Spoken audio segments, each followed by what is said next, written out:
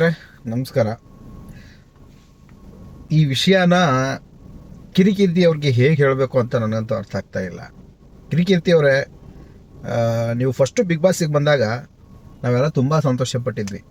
ನೀವು ಬೆಳೆದು ಬಂದ ಹಾದಿ ಪ್ರತಿಯೊಂದನ್ನು ಕಷ್ಟಪಟ್ಟು ಬೆಳೀತಾ ಇದ್ದಾನೆ ಅಂಥೇಳಿ ಪ್ರತಿಯೊಬ್ಬರು ನಿಮಗೆ ಸಪೋರ್ಟಿವ್ ಕೂಡ ಆಗಿದ್ರು. ಹಾಗೆ ನೀವು ಬಿಗ್ ಬಾಸ್ ಗೆಲ್ಲಿ ಅಂತ ನಾವು ಎಲ್ಲರೂ ಕೂಡ ವೋಟ್ ಹಾಕಿದ್ದೀವಿ, ರನ್ನರ್ ಅಪ್ ಕೂಡ ಮಾಡಿದ್ದೀವಿ. ಆದರೆ ಇತ್ತೀಚೆಗೆ ಏನು 12 ವರ್ಷಗಳ ಹಿಂದೆ ಆಗಿರತಕ್ಕಂಥ ಘಟನೆ ಸೌಜನ್ಯ, ಅದಕ್ಕೆ ನ್ಯಾಯ ಕೇಳಿಕೊಂಡು ವಿಡಿಯೋ ಮಾಡಿರ್ತಕ್ಕಂಥ ಸಮೀರ್ ಎಂಬೋನು ಮುಸ್ಲಿಂ ಆಗಿರೋ ಒಂದೇ ಒಂದು ಕಾರಣಕ್ಕೆ ನೀವು ಧರ್ಮಸ್ಥಳದ ದೇವಸ್ಥಾನ ಬಗ್ಗೆ ಮಾತಾಡ್ತಾ ಇದ್ದೀರಾ, ವಕ್ಫ್ ಬೋರ್ಡ್ ಬಗ್ಗೆ ಮಾತಾಡಲಿಲ್ಲ, ಈ ಥರದ್ದೆಲ್ಲ ನೀವು ಹೇಳ್ತಾ ಇದ್ದೀರಲ್ಲ ಕಿರಿಕೀರ್ತಿ ಅವರೇ. ನೀವು ಸಮೀರ್ MD ಅವ್ರದ್ದು ಸಮೀರ್ ದೂತ ಅಂತ ಚಾನಲಲ್ಲಿ ನೀವು ನೋಡಿರ್ಬೋದು. ಈ ವಿಡಿಯೋ ಅವ್ರದ್ದೇ. ಸಮೀರ್ MD ಅಂತಲೂ ಒಂದು ಚಾನಲ್ ಇದೆ, ಓಪನ್ ಮಾಡಿ ನೋಡಿ. ಅವರು ಯಾರ ಬಗ್ಗೆ ಹೇಳಿಲ್ಲ ಅಂತ ಕೇಳಿ. ಅವರು ವಕ್ಫ್ ಬೋರ್ಡ್ ಬಗ್ಗೆನೂ ಮಾತಾಡಿದ್ದಾರೆ, ಅವರುಗಳಲ್ಲಿ ಏನು ತಪ್ಪಿದೆ ಅದನ್ನೂ ಕೂಡ ಹೇಳಿದ್ದಾರೆ. ಅಷ್ಟಲ್ಲದೆ ಯಾರ್ಯಾರು ಏನೇನು ಬಿಸ್ನೆಸ್ ಮಾಡ್ತಾ ಇದ್ದಾರೆ ದೇವರುಗಳ ಹೆಸರುಗಳಲ್ಲಿ ಅಂತ ಅದನ್ನೂ ಕೂಡ ಮೆನ್ಷನ್ ಮಾಡಿ ಹೇಳಿದ್ದಾರೆ. ಹಾಗೇನೆ ಒಬ್ಬ ಹಿಂದೂ ಹುಡುಗಿ 12 ವರ್ಷಗಳ ಹಿಂದೆನೇ ರೇಪ್ ಆ್ಯಂಡ್ ಮರ್ಡರ್ ಆಗಿ ಅವರು ಪ್ರೈವೇಟ್ ಪಾರ್ಟಿಗೆ ಅಷ್ಟೆಲ್ಲ ಹಿಂಸೆ ಕೊಟ್ಟು ಮಣ್ಣು ತುಂಬಿದ್ದಲ್ಲದೆ ಅದನ್ನೆಲ್ಲ ನಾನು ಈ ವಿಡಿಯೋಗಳಲ್ಲಿ ಬರ್ತಾ ಇದ್ದಾವಲ್ಲ ಅವನ್ನೆಲ್ಲ ನೋಡ್ತಾ ಇದ್ದಾರೆ. ಅದನ್ನು ಕೇಳಿದ್ರೇ ಒಂಥರ ಎಷ್ಟು ದುಃಖ ಆಗ್ಬಿಡುತ್ತೆ.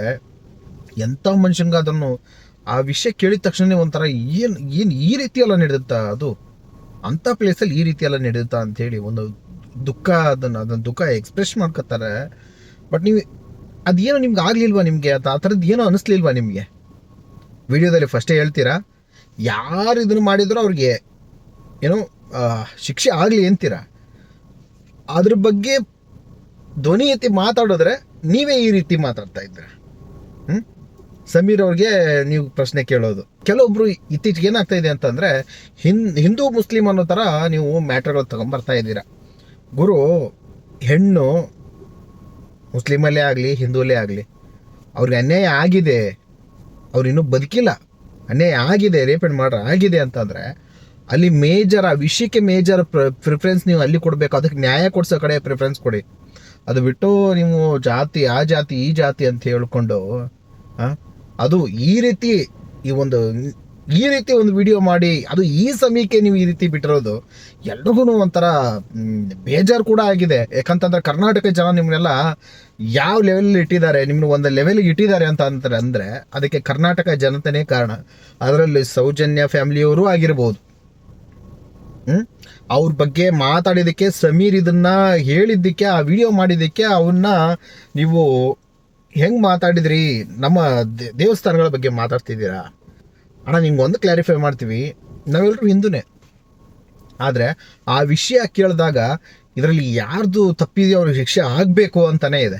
ನಾವು ಅವರೇ ಮಾಡಿದ್ದಾರೆ ಅಥವಾ ಇವರೇ ಮಾಡಿದ್ದಾರೆ ಅಂತ ಅಲ್ಲ, ಧ್ವನಿ ಎತ್ತಿ ಮಾತಾಡಬೇಕಲ್ಲ. ಆ ಕೇಸ್ನ ರೀಓಪನ್ ಮಾಡಬೇಕಲ್ವ ಗೌರ್ಮೆಂಟಿಂದ. ಅದಕ್ಕೆ ಏನೇನು ಮಾಡಬೇಕು, ಅದಕ್ಕೆ ತಕ್ಕಂಗೆ ಧ್ವನಿ ಎತ್ತಬೇಕು, ಬೆಂಬಲ ಕೊಡಬೇಕು. ಆ ಕೆಲಸ ಮಾಡ್ತಾ ಇದ್ದಾರೆ, ಬಿಡ್ರಿ ಅವ್ರನ್ನ.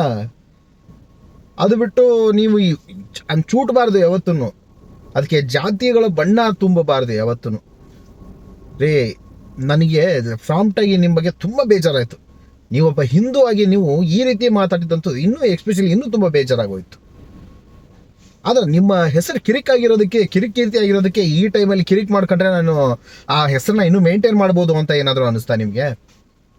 ಯಾಕೆ ಈ ರೀತಿ ಎಲ್ಲ ಮಾಡಬೇಕು ಈ ಸಮಯಕ್ಕೆ? ಅದನ್ನು ಕರ್ನಾಟಕದ ಮನೆಯಲ್ಲೂ ಕೂಡ ಈಗ ಸಮೀರ್ ಮಾಡಿರ್ತಕ್ಕಂಥ ವಿಡಿಯೋದಿಂದ ಒಂದು ದೊಡ್ಡ ಅಲೆನೇ ಎದ್ದಿದೆ.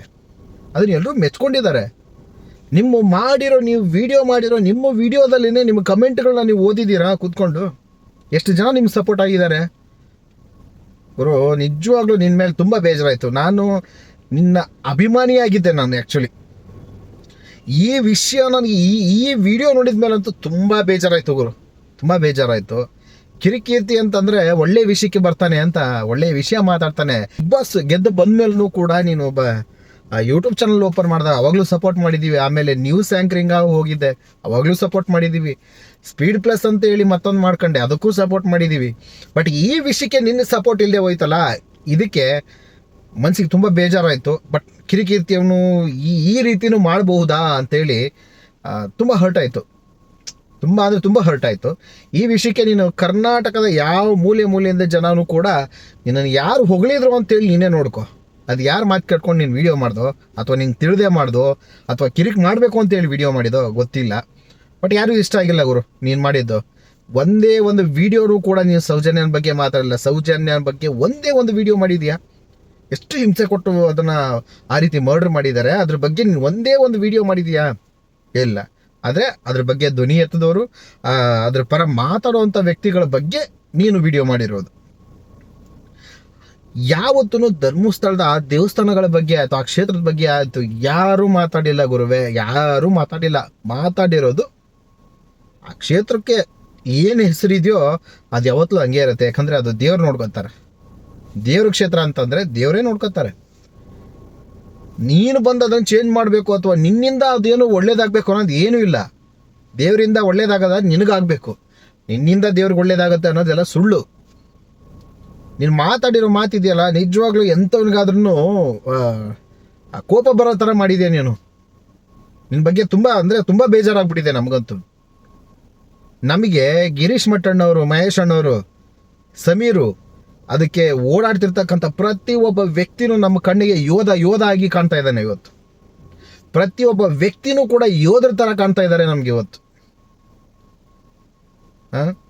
ನಿನ್ನ ವಿಷಯದಲ್ಲಿ, ಇದು ಒಂದು ವಿಷಯದಲ್ಲಿ ನೀನು ಕರ್ನಾಟಕ ಜನತೆಯ ಮನಸ್ಸನ್ನ ಒಡೆದ್ಬಿಟ್ಟೆ ನೀನು. ಈ ಒಂದು ವಿಷಯದಲ್ಲಿ ನಿನಗೊಂದು ಜಾಗ ಕೊಟ್ಟಿದ್ದರು.